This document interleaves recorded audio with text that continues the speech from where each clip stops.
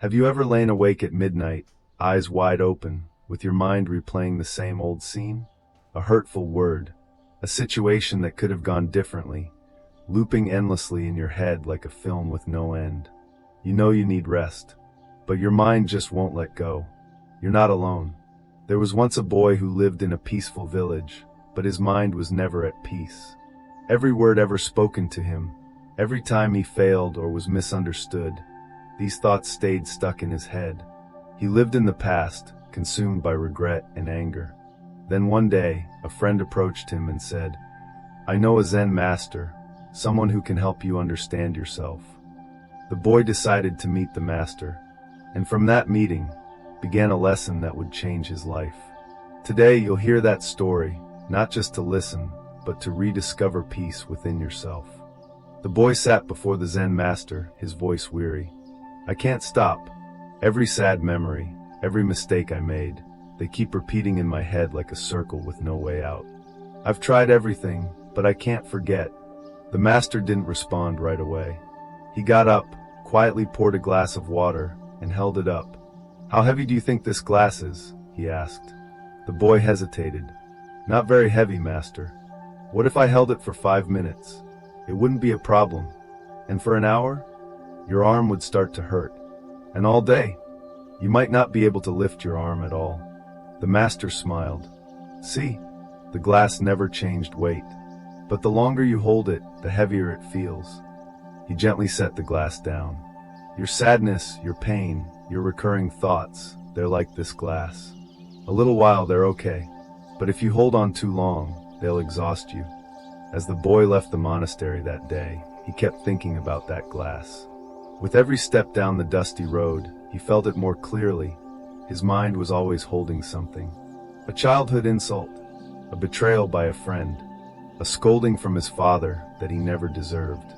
It was as if his thoughts were short films on repeat, playing again and again, day and night. The truth is this: our brains are wired to replay negative experiences. Like a record stuck on one painful note, it loops without escape. Why? Because our brains evolved to prioritize survival over happiness.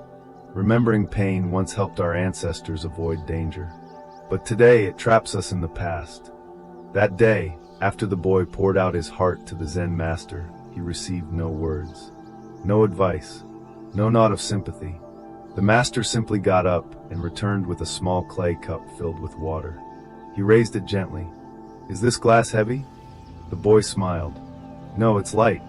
And if I hold it for 5 minutes? It's still okay. What about an hour? Your arm would ache. And a whole day? You might not be able to move your arm anymore." The master nodded. "Exactly.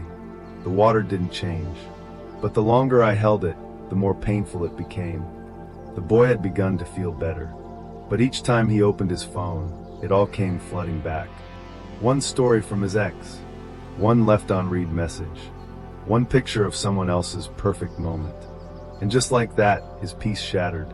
We live in a world where social media is a constant trigger. Algorithms are designed to capture our attention, not protect our well-being.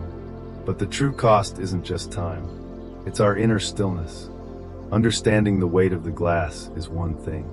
Letting it go, that's another. The Zen master gave him 3 simple tools. Write it down. Move the thought from your mind onto paper. Return to your breath. When thoughts pull you, let your breath anchor you in the now.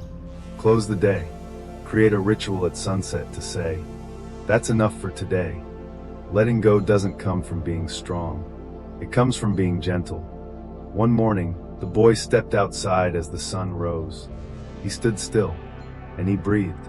For the first time, he wasn't living in yesterday, or fearing tomorrow. He was just here, the tea in his hand, the light on the wall, the sound of birds. It was enough. One evening, as the sun set, the boy sat by the stone steps. And he smiled, not because all his problems disappeared, but because they no longer controlled him. His master once said, "Your mind is the sky. Thoughts are just clouds.